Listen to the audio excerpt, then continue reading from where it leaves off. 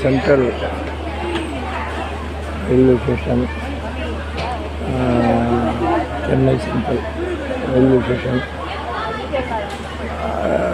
பயணிகள்லாம் வந்து போயிட்டுருக்காங்க.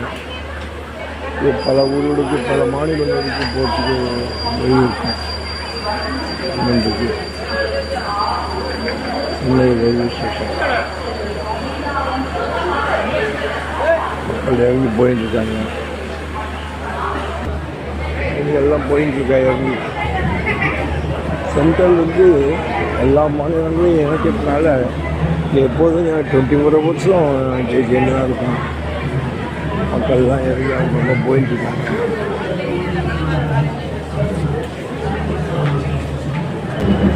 Incoming trains வந்துட்டு அடுத்த ட்ரெயின்